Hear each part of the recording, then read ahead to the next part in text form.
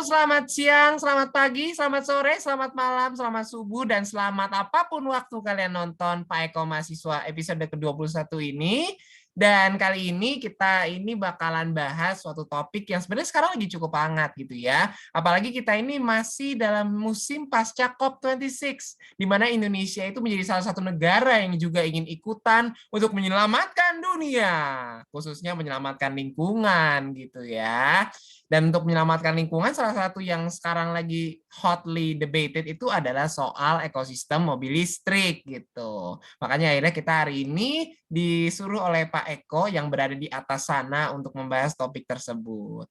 Nah, untuk membahasnya kali ini gue sebagai host Pantek gue ditemenin sama dua orang yang kaliber dan luar binasa lah pokoknya.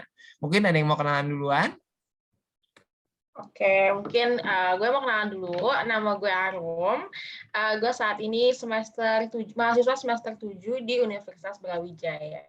Nice to meet you all. Oke, halo guys. Jadi kenalkan nama gue Febrianto Sipayung.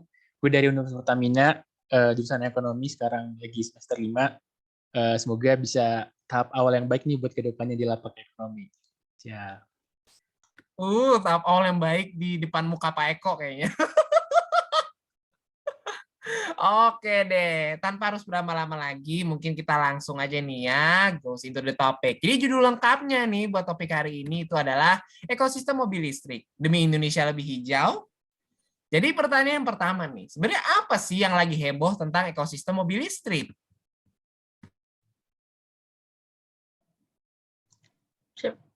Oke, mungkin dari aku dulu ya Kak ya. Oke. Nah, sebelum kita bicarain tentang apa sih yang heboh di mobil listrik saat ini, khususnya di Indonesia gitu ya, kita lihat dulu nih dari latar belakangnya dulu kan ya.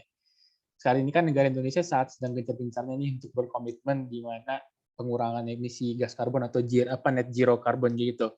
Hal tersebut sudah mulai dibuktikan lewat kebijakan pemerintah dan juga lewat regulasi yang sudah dibuat dari pemerintah sendiri. Nah, selain itu juga belakangan ini juga baru sempat heboh mengenai investasi di mobil listrik, khususnya dari perusahaan dari Korea gitu. Jadi mereka menginvestasikan dana mereka untuk pembangunan pabrik mobil listrik ada di Indonesia. Kalau nggak salah itu sekitar nilainya 21,8 triliun gitu. Nah, itu menjadi topik pembahasan yang sangat hangat nih bagi masyarakat khusus Indonesia, di mana mereka menanti-nantikan nih kedatangan mobil listrik yang mungkin bisa saja digunakan di masa yang akan datang, sesuai dengan roadmap yang udah mereka tentukan gitu. Mungkin ditambahin sama Kak Arum. Oke, kalau misalnya tadi nih Febri ngasih taunya dari angle history ya, terus rada-rada berat gitu. Kalau misalnya aku sebagai anak awam dan mungkin relate ke beberapa teman-teman audiens di sini, mungkin kita tuh awalnya tuh nggak terlalu hype gitu ya, atau nggak terlalu aware sama adanya mobil listrik sebelum adanya Tesla. Jadi aku pun taunya awal-awal mobil listrik itu gara-gara Tesla ini keren banget gitu. Elon Musk gitu kan. Kayak mobilnya tuh keren banget, bisa nyetir sendiri, autopilot. Ternyata itu mobil listrik ya gitu. Kita baru tahu bahwa ternyata mobil-mobil kayak gitu tuh adalah mobil listrik. Kemudian saat kita pertama kayak tahun dulu nih kerennya gitu kan, fitur-fiturnya yang driverless dan lain-lain sebagainya, kita tahu ternyata dia memiliki impact yang baik terhadap lingkungan, terhadap environment, dengan bahan bakarnya yang ternyata bisa menggantikan bahan bakar yang selama ini digunakan mobil-mobil pada umumnya, yaitu bahan bakar fosil. Sehingga kenapa ini bisa hype banget? Karena ini sangat potensial menjadi the new vehicle of the future. Karena bahan bakarnya sendiri dari baterai gitu ya mungkin. Oke deh, jadi intinya adalah kenapa sih sekarang ini lagi ada yang heboh soal mobil listrik, karena sekarang ini memang hype dari soal lingkungan gitu ya, retorika soal lingkungan di bidang politik dan ekonomi kita memang sedang kenceng gitu ya. Dan yang kedua adalah memang teknologi mobil listrik ini menangkap perhatian banyak orang ya, khususnya di masyarakat kita. Apalagi udah ada rencana bahwa pemerintah bakalan kasih insentif pajak gitu buat mobil listrik ya, dan ada berbagai upaya-upaya lain supaya ekosistem mobil listrik katanya ingin dikembangkan gitu. Oke, mungkin langsung kita lompat gitu ya ke pertanyaan kedua. BTW kalau gue sendiri nih ya udah ngeh atau aware ada mobil listrik itu sejak 2012. Itu pernah gue lihat ada mobil listrik satu pameran. Oke, itu mobil listrik dan bentuknya aneh. Nggak kayak Tesla. Kalau Tesla kan bentuknya bagus ya. Bukan di endorse Tesla kita. Oke, nomor 2 nih. Terus kenapa sih yang namanya ekosistem mobil listrik ini mendapatkan perhatian yang begitu besar dari pemerintah? Coba dulu nih, Jo. Pakai aku dulu kali ya. Ya, boleh. Mungkin mungkin kenapa dia mendapatkan perhatian yang besar dari pemerintah, karena pada awalnya sendiri mobil listrik itu kan marketnya lumayan besar ya. Banyak developer dan juga perusahaan-perusahaan otomotif di seluruh industri otomotif di seluruh dunia mulai shifting nih ke mobil listrik.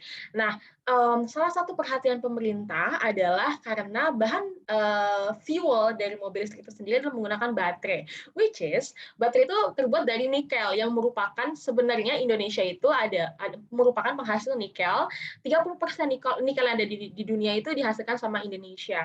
Jadinya karena komoditasnya ini kita miliki nih sebenarnya untuk sangat potensial nantinya dikembangkan sebagai fuel mobil listrik, pemerintah melihat nih potensinya besar banget ya ternyata kalau misalnya kita mengembangkan nikel menjadi baterai, kemudian demand-nya banyak nih dari seluruh dunia gitu. Jadi mungkin dari situ pemerintah melihat bahwa this is very potential, nikel ini mobil listrik ini sangat potensial untuk dikembangkan karena kebutuhan akan fuelnya Indonesia sendiri menjadi produsen komoditasnya salah satu produsen komoditas terbesar di Indonesia gitu. Mungkin itu sedikit dari aku, boleh Febri nambahin? Ya, benar banget nih sama Karun tadi. Selain dari sisi potensial yang dimiliki Indonesia itu terkait nikel, ya itu kan jadi sebagai bahan baku pembuatan baterai, yang di mana baterai ini akan digunakan sebagai basis untuk mobil listrik tersebut gitu kan ya. Itu juga memang sangat potensial di Indonesia saat ini. Dan itu juga salah satunya alasan mengapa ekosistem ini dipertahankan. Selain itu aku juga mau nambahin nih dari sisi current account deficit kita nih. Karena kan kalau misalnya kita lihat penggunaan BBM dan juga energi fosil itu kan menggunakan bahan bakar yang saat ini pemerintah Indonesia dan saat ini Indonesia itu masih melakukan impor gitu terhadap bahan minyak mentah tersebut gitu kan. Dan itu juga menjadi salah satu penyebab di mana current account deficit kita bisa terjadi gitu. Nah, diharapkan dengan adanya mobil listrik ini, ekosistem mobil listrik ini, itu bisa menjadi berkurang tuh current account deficit-nya gitu. Kalau dilihat dari data yang ada ya, karena kalau misalnya kita nih bisa memproduksi mobil listrik di tahun 2030, itu bakal menurunkan konsumsi BBM kita sebesar 7,5 juta barrel dan emisi karbon dioksida sebesar 2,1 juta ton gitu. Ini sangat-sangat bermanfaat dan juga sangat mendukung keberlangsungan dan juga ekosistem lingkungan di Indonesia sendiri gitu. Itu sih mungkin dari tambahan dari aku. Oke, aduh, gue suka nih jawabannya nih ya. Jadi sebenarnya yang namanya ekosistem mobil listrik ini dikembangkan atau mendapatkan perhatian begitu besar dari pemerintah bukan cuma alasan karena pemerintah ingin menyelamatkan lingkungan atau pemerintah ingin memenuhi komitmen net zero gitu ya. Kalau Indonesia katanya tahun 2070 baru bisa net zero dan segala macam gitu, nggak ideal semua. Tapi ada juga economic realities-nya, yaitu adalah masalah sumber daya alam Indonesia yang namanya nikel. Karena 30% nikel dunia itu ada di Indonesia, dan kalau misalnya mobil listrik ini ekosistem bisa spawning gitu, maka yang terjadi adalah penerimaan kita itu pasti bakalan meningkat, baik penerimaan untuk pemerintah, penerimaan untuk perusahaan swasta Indonesia, baik untuk juga penerimaan dari sisi perdagangan internasional gitu. Dan juga yang kedua tadi yang disebut Febri, yaitu adalah supaya kita tuh nggak terlalu bergantung lagi sama yang namanya oil gitu. Karena sekarang kita ini sudah termasuk sebagai importir minyak. Dan kalau misalnya bisa dikurangi ketergantungannya, ya akhirnya karena account defisit kita bisa ditekan gitu. Ya, gue suka deh pas denger jawabannya. Lanjut nomor 3. Doang ya. Yang 3 adalah, terus gimana sih upaya pemerintah untuk mengembangkan ekosistem mobil listrik tersebut lewat APBN? Sesuai sama nama organisasinya ya, sini nih, Melek APBN. Oke, mungkin dari aku dulu ya teman-teman juga. Ya mengenai gimana upaya pemerintah dari sisi APBN, bisa kita lihat dari awalnya dulu nih. Kita tahu kan untuk investasi awal di ekosistem mobil listrik sangat besar gitu ya, dibutuhkan dana-dana yang cukup besar untuk bisa membangun pabrik listrik tersebut. Nah, dalam hal ini kita perlu nih bantuan dari sisi pemerintahnya, yaitu apa? Kita mungkin bisa nih memberikan semacam subsidi gitu kepada produsen-produsen perusahaan listrik, mobil listrik yang mungkin akan membangun pabriknya gitu di Indonesia. Karena dengan begitu mereka juga akan semakin terbantu dengan subsidi tersebut, dan beban mereka untuk proses awal itu juga semakin ringan gitu dengan adanya bantuan subsidi. Selain itu dari sisi infrastruktur dari layanan mobil listrik ini juga bisa dibantu dari pemerintah itu mengenai dari sisi insentifnya gitu. Kita tahu kan untuk bisa mencarger atau mengisi daya dari mobil listrik ini kan bisa dilewat namanya itu SPKLU atau stasiun pengisian kendaraan listrik umum gitu. Dan ini saya lihat dari berbagai data yang ada dan mulai dikerjakan juga, para pihak-pihak stakeholder ini udah mulai bekerja sama nih dengan para masyarakat untuk bisa membangun SPKLU tersebut. Nah, harapannya nih lewat adanya kerjasama ini, pemerintah juga bisa memberikan insentif nih kepada mereka supaya layanan infrastruktur ini bisa secara merata dan ada nih di tiap-tiap daerah di Indonesia gitu. Dan layanan itu bisa menjadi bermanfaat untuk nanti bisanya mobil listrik bisa berkembang ke depannya. Nah, di skema subsidi dan insentif inilah yang mungkin bisa menjadi masukan dari dan dibuat di daftar APBN kita di tahun-tahun berikutnya. Itu kalau dari saya. Oke, kalau aku nambahinnya mungkin selain dari tadi ya infrastruktur dari mobil listrik sendiri itu, which is pengisian baterai yang harusnya ditingkatkan. Kayaknya nih pemerintah saat ini juga lagi sedang mendevelop gitu ya tentang hilirisasi dari nikel itu sendiri menjadi baterai. Jadi infrastruktur produksinya, industrinya, sehingga nantinya nggak hanya bisa mensuplai untuk Indonesia aja, tapi Indonesia juga bisa menjadi eksportir. Dan yang kedua adalah ease of doing business-nya. Bagaimana pemerintah bisa menyediakan insentif bagi investor, bagi bisnis dan industri supaya mau mengembangkan si mobil listrik ini sendiri. Itu mungkin tambahan dari aku ya. Kayaknya nggak greget-greget banget dari tadi kayaknya. Jadi intinya sebenarnya kalau untuk yang pengembangan ekosistem mobil listrik ini ya pemerintah Indonesia tuh ngelakuinnya ada yang dari sisi fiskal yaitu dengan memberikan insentif pajak lewat APBN untuk berbagai aspek dari mobil listrik mulai dari penjualan mobilnya, terus juga ada juga dari sisi untuk produksi dari nikelnya dan segala macam. Terus juga ada juga dari tangannya BUMN atau state owned enterprises. Nah, itu tuh lewat tangannya PLN. PLN ini bisa ngebangun stasiun pengisian bahan bakar listrik yang lebih banyak dan lebih merata gitu. Karena sekarang ini kan yang namanya stasiun pengisian bahan bakar listrik itu belum terlalu tersebar banyak ya. Biasanya tuh yang ada tuh kalau nggak salah ya di Jakarta, Surabaya, sama Denpasar gitu. Kalau yang terakhir gue baca untuk stasiun pengisian bahan bakar listrik. Tapi kalau untuk di daerah-daerah lain belum ada gitu. Padahal kan kalau misalnya kita udah mobil listrik udah mulai banyak, tapi buat ngisi nyolok listrik yang nggak ada kan nggak lucu. Betul, Atau mau sesuai bawa setengah temuin kan jalan ya nggak Yoyan, lucu ntar ya. Ya, Gitu upaya yang dilakukan oleh pemerintah. Lewat APBN juga secara nggak langsung, karena PLN kan terima suntikan modal negara ya. Oke, nah terus yang terakhir nih nomor 4. Terus gimana nih posisi kalian terhadap upaya pemerintah buat mengembangkan ekosistem mobil listrik? Mungkin dari aku dulu kali ya. Oke, kalau misalnya dari aku sendiri, I'm totally agree. Menurut aku dari segi resources-nya Indonesia sudah punya, kemudian dari potensinya juga bagus, dan it's actually environmentally friendly. So, ini mendukung segala agenda kita juga gitu. Untuk zero net emissions nantinya dan juga industrialization. Cuma perlu diperhatikan juga sama pemerintah bahwa PR ini masih banyak dari supply chain-nya, kemudian industrinya, perlunya shifting public preference dan awareness juga nih. Kenapa kita harus beli mobil listrik yang agak lebih mahal nih dibandingkan sama mobil biasa gitu. Kemudian I'm sure that pemerintah nggak bisa berdiri sendiri, perlu juga collaboration with private and startup. Kayak saat ini aku dengar Gojek mau shifting ke EV pada tahun 2030 dan juga sudah joint venture dengan salah satu company untuk improve baterai swap infrastructure dan juga financing-nya. Dan hal ini juga bisa menjadi, kalau pemerintah doing this well, di sini bisa jadi salah satu motor penggerak industrialisasi juga, karena baterai and nickel adalah salah satu komoditas yang potensial banget untuk jadi comparative advantage dari Indonesia. I think I would be very agree with that, but there are a lot of homeworks that the government is to do gitu. Ya, benar-benar banget setuju sama Kak Arum juga. Kalau dari saya pribadi juga sangat mendukung sih dengan adanya program dari pemerintah tersebut. Karena ini kan menyangkut dari keberlangsungan dan juga keberlanjutan dari generasi kita gitu kan ya. Generasi masa depan kan bakal terpengaruh dari hal yang terjadi saat ini gitu.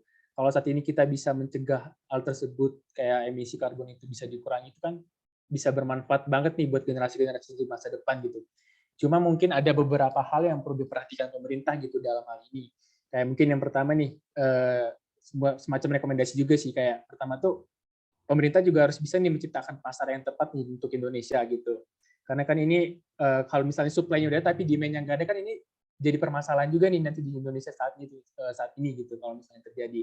Dan juga ada yang kedua, di mana dari sisi infrastrukturnya juga perlu diperhatikan oleh pemerintah Indonesia juga. Karena ini menyangkut terkait dengan SPKLU yang aku sebutin tadi juga. Kalau misalnya mobilnya ada tapi kalau sumber pengisiannya nggak ada, kan juga gimana mau hidup mobilnya gitu. Nah, dan juga yang terakhir nih, yang ketiga, pemerintah Indonesia juga harus perlu memperhatikan dari sisi sumber listrik yang ada di tiap-tiap daerah Indonesia gitu. Karena kalau ingin misalnya pemerintah Indonesia ingin mencapai mobil listrik ini secara komprehensif, berarti di tiap-tiap daerah yang di Indonesia harus juga dipenuhi atau dialiri oleh sumber listrik tersebut gitu loh. Biar etis aja gitu, mungkin dari saya tambahannya.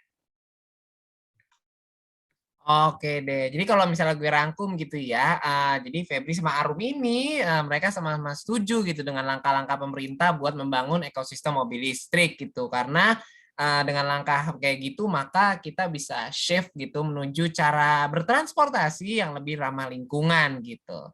Tapi kalau gue sendiri mungkin di antara kita bertiga persetujuan gue yang paling rendah gitu. Ibarat kalau mereka tuh sekitar 80-95% setuju lah.